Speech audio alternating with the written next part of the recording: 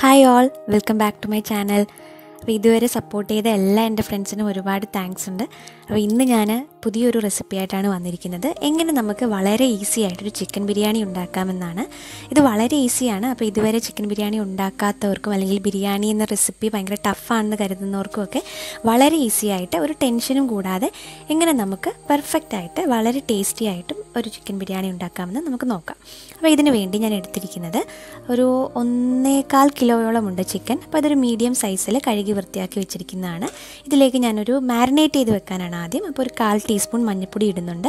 പിന്നെ ഒരു ചെറിയ സ്പൂൺ മുളക് പൊടിയും പിന്നെ കുറച്ച് ഉപ്പും കൂടി ഇട്ട് പിന്നെ കുറച്ച് സോഫ്റ്റ് ആവാൻ വേണ്ടിയിട്ട് ഒരു സ്പൂൺ തൈരും അതുപോലെ ഒരു നാരങ്ങാ നീരും കൂടെ പിഴിഞ്ഞൊഴിക്കുന്നുണ്ട്. നാരങ്ങാ നീര് പിഴിയുമ്പോൾ നമ്മൾ എപ്പോഴും ഫിൽറ്റർ ഉപയോഗിക്കണം, അല്ലെങ്കിൽ അതിൻ്റെ കുരു പെട്ടാൽ കഴിക്കും. അതുകൊണ്ടാണ്.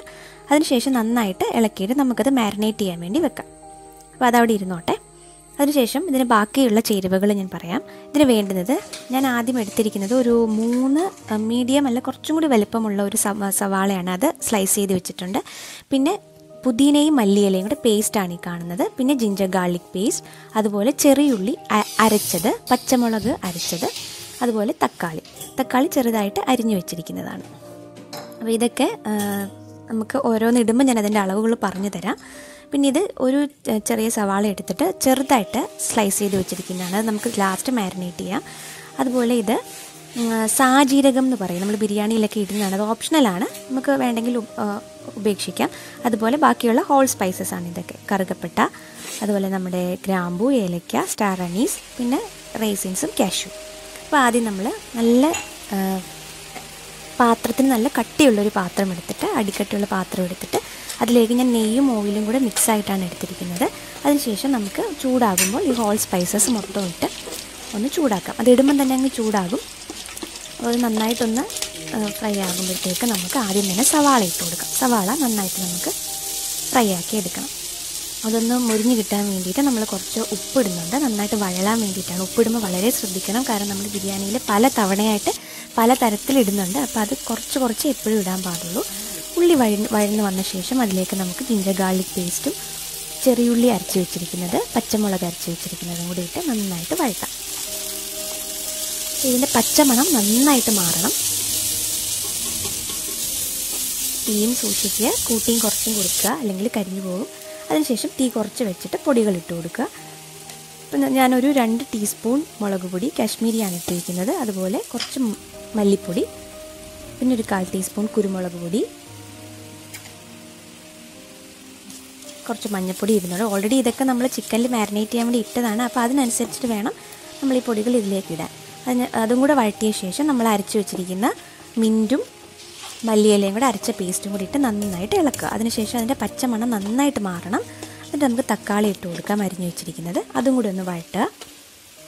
അതൊന്ന് ചെറുതായിട്ട് വഴന്ന് വരുമ്പോൾ നമ്മൾ മാരിനേറ്റ് ചെയ്ത് വെച്ചിരിക്കുന്ന ചിക്കൻ ഇട്ട് വഴറ്റുക. നമ്മൾ അതിന് ശേഷം ഇപ്പോൾ ചെയ്യാൻ പോകുന്നത് അരി വേവിക്കുകയാണ്. അപ്പോൾ വേറൊരു കലത്തിലേക്ക് വെള്ളം ആവശ്യത്തിന് എടുത്തിട്ട് അതിലേക്ക് ചെറിയ ഒരു നാരങ്ങാ നീരും കുറച്ച് ഓയിലും കൂടി ഒഴിച്ചിട്ട് വെള്ളം തിളയ്ക്കുമ്പോൾ അരി ഇട്ട് കൊടുക്കുക. അത് ശ്രദ്ധിക്കണം, വേവ് ശ്രദ്ധിക്കണം. പിന്നെ നമ്മൾ ചിക്കനിൽ ഉപ്പ് ഇട്ടിട്ടുണ്ടായിരുന്നില്ല, കുറച്ച് ഉപ്പും കൂടി ഇട്ട് അതൊന്ന് തിളയ്ക്കാൻ വെക്കുക. ചിക്കനിൽ നിന്ന് ആവശ്യത്തിന് വെള്ളം ഇറങ്ങും, എന്നാലും ഒന്ന് ശ്രദ്ധിക്കുക. അപ്പോൾ നന്നായിട്ട് അത് വെന്ത് വരണം. നന്നായിട്ട് വെന്തിട്ടുണ്ട് ഇപ്പം നമ്മുടെ ചിക്കൻ. അപ്പോൾ ഈ ഒരു ഗ്രേവി, ഈ ഒരു കൺസിസ്റ്റൻസിയിലാണ് എടുക്കേണ്ടത്. കുറച്ച് ഗ്രേവി വേണം, ഇങ്ങനെ പെരണ്ടിരിക്കണം. ഇപ്പം നമ്മുടെ അരിയും വെന്തിട്ടുണ്ട്. അരി എപ്പോഴും നമ്മൾ ശ്രദ്ധിക്കണം, വെന്ത് പോയാൽ ബിരിയാണി കുഴഞ്ഞു പോകും. അപ്പോൾ ആ ഒരു ശ്രദ്ധ വേണം. പകുതി ഒരു 75% വേവ് ആകുമ്പോൾ നമുക്ക് ഊറ്റിയെടുക്കാം. ഊറ്റിയിട്ട് അതൊന്ന് വെള്ളം വാരാൻ വേണ്ടി വെക്കുക. ആ സമയം കൊണ്ട് നമുക്ക് കാഷ്യൂ റൈസിൻസ് ഒക്കെ ഒന്ന് ഫ്രൈ ചെയ്തെടുക്കാം. അപ്പോൾ ഒരു പാനിൽ കുറച്ച് നെയ്യ് ഒഴിച്ചിട്ട് ഈ കാഷ്യൂവും റൈസിൻസും നന്നായിട്ട് ഫ്രൈ ചെയ്ത് നമുക്കിത് മാറ്റി വെക്കാം. ആ സെയിം പാനിലേക്ക് തന്നെ ബാക്കി വെച്ചിരിക്കുന്ന ഉള്ളിയില്ലേ അത് ഫ്രൈ ചെയ്തെടുക്കുക. ഇത് നമുക്ക് ലാസ്റ്റ് ഇതിൻ്റെ മേളിൽ ഗാർണിഷ് ചെയ്യാൻ വേണ്ടിയിട്ടാണ്. അപ്പോൾ കുറച്ച് പഞ്ചസാര ഇടുന്നുണ്ട്. ഇതിനാന്ന് വെച്ചാൽ അതിങ്ങനെ കറുത്ത് നല്ല മുരിഞ്ഞ് കിട്ടും, വേഗം തന്നെ മുരിഞ്ഞ് കിട്ടുകയും ചെയ്യും. അതിന് വേണ്ടിയിട്ടാണ്. അതത്രയും ചെയ്തിട്ട് അത് നമുക്ക് മാറ്റി വെക്കാം. ഇപ്പം നമ്മൾ ചിക്കൻ എന്താ ചെയ്യുന്നതെന്ന് വെച്ചാൽ ദം പോലെ ഇടുകയാണ്. അപ്പോൾ ഇത് കുറച്ച് ഒരു 3/4 ഭാഗത്തോളം നമുക്ക് ഒരു പാത്രത്തിലേക്ക് മാറ്റാം. അതിനുശേഷം നമ്മളിത് 3 ലെയറായിട്ടാണ് ഇടാൻ പോകുന്നത്. ഫസ്റ്റ് ലെയറിൽ ചിക്കൻ കുറച്ച് പാത്രത്തിലുള്ളതുകൊണ്ട് അതിൻ്റെ മേലെ ചോറിടുന്നുണ്ട്, അതിൻ്റെ മേലെ വീണ്ടും ചിക്കൻ ഇടുകയാണ്. അങ്ങനെ 3 ലെയറായിട്ടാണ് ഇടുക. ഫസ്റ്റ് ചിക്കൻ, പിന്നെ റൈസ്, വീണ്ടും ചിക്കൻ, പിന്നെ റൈസ്, അങ്ങനെ 3 ലെയറായിട്ട് നമുക്ക് ഇതിനെ ഇടാം. 3 ലെയർ ഇപ്പം ആയിട്ടുണ്ട്.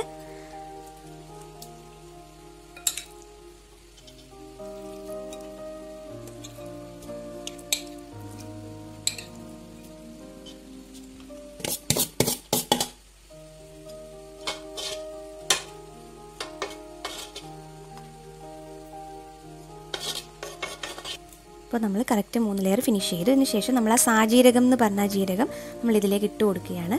അത് ഓപ്ഷണലാണ്, പ്യുവർലി ഓപ്ഷണലാണ്, വേണമെങ്കിൽ മാത്രം ഇട്ടാൽ മതി. പിന്നെ നമ്മൾ ഫ്രൈ ആക്കി വെച്ചിരിക്കുന്ന കാഷ്യൂ റൈസിൻസും ഇട്ട് കൊടുക്കുക. അതുപോലെ ഓണിയൻ ഫ്രൈ ആക്കി വെച്ചിരിക്കുന്ന അതും കൂടെ ഇട്ട് കൊടുക്കുക. അതിനുശേഷം വീണ്ടും നമ്മളിത് അടുപ്പിലേക്ക് വെച്ച് ഒരു 2 to 3 മിനിറ്റ്സ് ഒന്നും കൂടി ഒന്ന് ദമ്മാക്കാൻ വേണ്ടി, ആ ഒരു സ്മെല്ലൊക്കെ ഒന്ന് ഇറങ്ങാൻ വേണ്ടിയിട്ടാണ് വെക്കുന്നത്. അതിനുശേഷം നമുക്ക് തീ ഓഫ് ചെയ്യാം. ഇപ്പോൾ വന്നിട്ടുണ്ട്. ഇത് അടി ചേർത്ത് പെതിയെ ഇളക്കി കൊടുക്കുക. കുഴഞ്ഞിട്ടില്ല നമ്മുടെ റൈസ്, ആ കറക്റ്റ് വേവിനെടുത്താൽ കുഴയില്ല. അപ്പോൾ പെർഫെക്റ്റ് ആയിട്ട് വന്നിട്ടുണ്ട്. അപ്പോൾ ഒരു ടെൻഷനും കൂടാതെ നമുക്കിത് ഉണ്ടാക്കിയെടുക്കാൻ സാധിക്കും. അപ്പോൾ എല്ലാവരും ട്രൈ ചെയ്ത് നോക്കുക. വളരെ ടേസ്റ്റിയാണ്, ഈസിയാണ്. അപ്പോൾ അഭിപ്രായങ്ങൾ അറിയിക്കുക, വീഡിയോ ലൈക്ക് ചെയ്യുക. താങ്ക്